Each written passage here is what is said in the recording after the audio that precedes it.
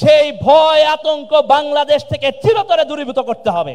স্বৈরাচার বিরোধী আন্দোলন, এটা কি স্বৈরাচার বিরোধী আন্দোলন না ফ্যাসিবাদ বিরোধী আন্দোলন? হাসিনা কি করে এই মানুষদেরকে জুলুম করেছে, তাহলে আপনার তার প্রতি কোনো দরদের জায়গা থাকে না। ফ্যাসিবাদ বিরোধী প্রত্যেকটি পক্ষ, প্রত্যেকটা জনগণ, জুলাইয়ের ঘোষণাপত্র এই ফ্যাসিবাদ বিরোধী প্রত্যেকটা পক্ষের মতামত ছাড়া জুলাইয়ের ঘোষণাপত্র বাস্তবায়নযোগ্য হতে পারে না। আজকে অনুষ্ঠানে উপস্থিত সম্মানিত মেহমানবৃন্দ, সম্মানিত আয়োজক, সম্মানিত সাংবাদিকবৃন্দ, আসসালামু আলাইকুম। সাইমুমের এই আয়োজনে এসে আমি আসলে বিস্মিত এবং অভিভূত, কারণ জুলাই গণ অভ্যুত্থান আমাদেরকে যে স্মৃতি দিয়েছে, জুলাই গণ অভ্যুত্থানে আমরা যেই ঘটনাপঞ্জির মধ্য দিয়ে গিয়েছি, এই অনুষ্ঠানে প্রবেশ করে আমার কাছে মনে হলো যে আমার কালেকটিভ মেমোরিতে ওই জিনিসগুলো আবার ফিরে আসতেছে।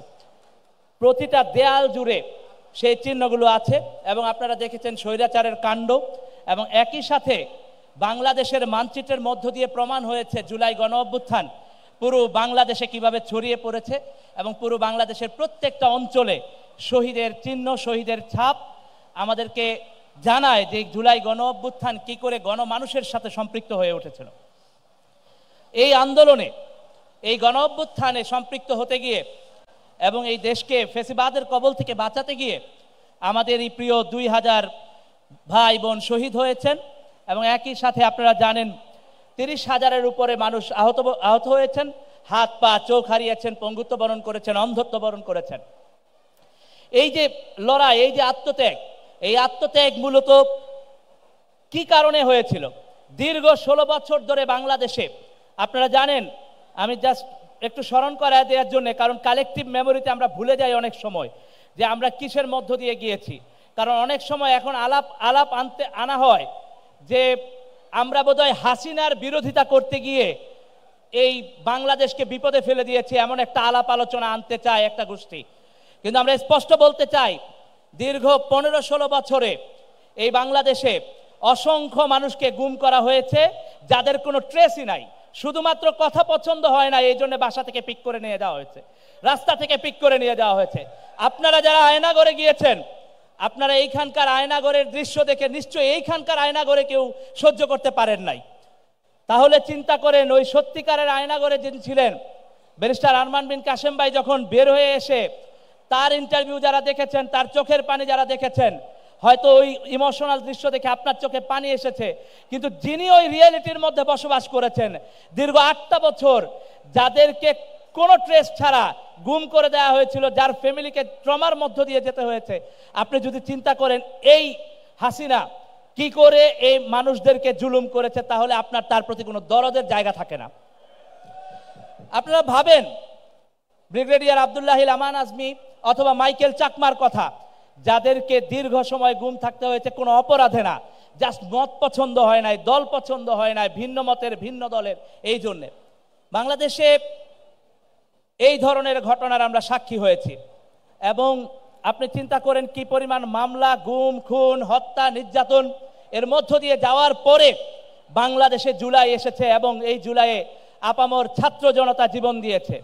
সুতরাং এই যে 16 বছরের সংগ্রাম, এই 16 বছরের সংগ্রামের অংশীদার এই বাংলাদেশের ফ্যাসিবাদ বিরোধী প্রত্যেকটি পক্ষ, প্রত্যেকটা জনগণ, জুলাইয়ের ঘোষণাপত্র এই ফ্যাসিবাদ বিরোধী প্রত্যেকটা পক্ষের মতামত ছাড়া জুলাইয়ের ঘোষণাপত্র বাস্তবায়নযোগ্য হতে পারে না। আমাদের প্রত্যেকের মতামতের প্রতিনিধিত্ব, প্রতিফলন লাগবে ওই জুলাইয়ের ঘোষণাপত্রে। আপনারা জানেন কিছুদিন আগে একটা খসড়া ঘোষণাপত্র দেয়া হয়েছে, যা দেখে মনে হয়েছে যে এই খসড়া তৈরি করার জন্য কোনো ব্রেন লাগে না, কোনো বুদ্ধি লাগে না, যা মনে চায় তা লিখে দিলে এই খসড়া তৈরি করা যায়। সেইখানে জুলাই, আপনাদেরকে একটু স্মরণ করা দেওয়ার জন্য বলতেছি, সেইখানে জুলাইয়ের ঘোষণাপত্রের খসড়াতে লেখা হয়েছে স্বৈরাচার বিরোধী আন্দোলন। এটা কি স্বৈরাচার বিরোধী আন্দোলন না ফ্যাসিবাদ বিরোধী আন্দোলন? স্বৈরাচার বিরোধী আন্দোলন না ফ্যাসিবাদ বিরোধী আন্দোলন? আমরা একটা কঠিন কঠোর ফ্যাসিবাদী শাসন আমলের মধ্য দিয়ে গিয়েছি। স্বৈরাচার বলে ওই প্রভাবকে খাটো করার চেষ্টা করা হয়। দেখেন সেইখানে আমাদের পুরো আন্দোলনের স্বীকৃতি নাই। দীর্ঘ সময় জুড়ে আমাদের যে সংগ্রাম, আমাদের ব্রিটিশ বিরোধী আন্দোলন 47, 71, 90, 24 প্রত্যেকটা আন্দোলনের স্বীকৃতি নাই। তাহলে এই যে ঘোষণাপত্র, এই ঘোষণাপত্র জাতির সামনে প্রকাশ করতে হবে, এরপর সংযোজন বিয়োজন করে চূড়ান্ত ঘোষণাপত্র 5 তারিখে উপস্থাপন করলে সারা বাংলাদেশের 20 কোটি মানুষ জাতীয় সংসদের সামনে যে ঘোষণাপত্র প্রকাশ করা হবে তার সাথে একাত্মবোধ করবে ইনশাআল্লাহ। সুতরাং জাতির সামনে সেই ঘোষণাপত্র প্রকাশ করার দাবি আমরা জানিয়েছি। আমরা আশা করব আজকে চিফ অ্যাডভাইজার তার ফেসবুক স্ট্যাটাসের মাধ্যমে যা প্রকাশ করেছেন সেটা প্রকাশ্যভাবে জাতির সামনে প্রকাশ করবেন। দ্বিতীয়ত, আমরা মনে করি বাংলাদেশে এই পুরো রাষ্ট্র ব্যবস্থার আমূল সংস্কার করতে গেলে বাংলাদেশের মানুষের মধ্যে একটা ট্রমা দেওয়া হয়েছে। আপনারা জানেন, দাড়ি, টুপি, নামাজ, ইবাদত বন্দিগি করতে গেলে মানুষকে ভাবতে হয়েছে আমাকে কি জেলে নেওয়া হবে কিনা, আমাকে কি গুম করে ফেলা হবে কিনা। এই রকম একটা ভয় আতঙ্কের মধ্য দিয়ে কাটাতে হয়েছে। সেই ভয় আতঙ্ক বাংলাদেশ থেকে চিরতরে দূরীভূত করতে হবে। এইটা দূরীভূত করা ছাড়া, বাংলাদেশ থেকে ইসলাম বিদ্বেষ অথবা ধর্ম বিদ্বেষকে চিরতরে দূরীভূত করা ছাড়া বাংলাদেশের সমস্ত মানুষের অন্তরকে এক সুতোয় গাঁথা সম্ভব হবে না। সুতরাং আমাদের প্রত্যেকের অন্তরকে এক সুতোয় গাঁথতে গেলে এই ধরনের ইসলামোফোবিক টেন্ডেন্সিকে দূর করতে হবে। একই সাথে অত্যন্ত দুঃখজনক বলতে হয়, আপনারা জানেন আজকে অনেক আলোচনা এসেছে, ঢাকা মেডিকেলের মর্গে এখনো আমাদের 6 জনের লাশ পড়ে রয়েছে। এখনো জুলাইয়ের গণ অভ্যুত্থানে শহীদদের লাশ পড়ে রয়েছে। এখনো 130-এর উপর শহীদদের লাশ অশনাক্তকৃত।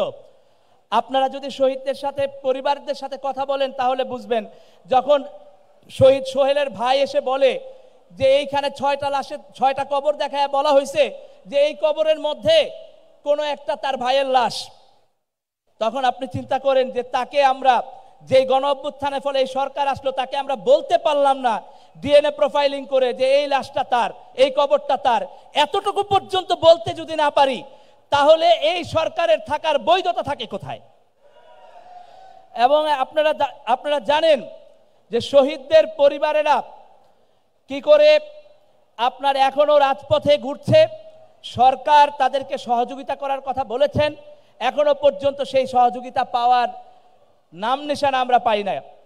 আমার খুব কষ্ট লাগে, আমার বলতে কষ্ট হয়, সরকারের কোনো উপদেষ্টার বেতন কি একদিনের জন্য বন্ধ আছে?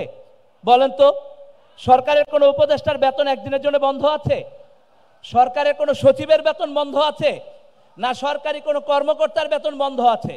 তাহলে আমাদের শহীদ আহতদের যে পর্যাপ্ত সহযোগিতা দেওয়া দরকার, সেই পর্যাপ্ত সহযোগিতা দিতে কেন দেরি হবে?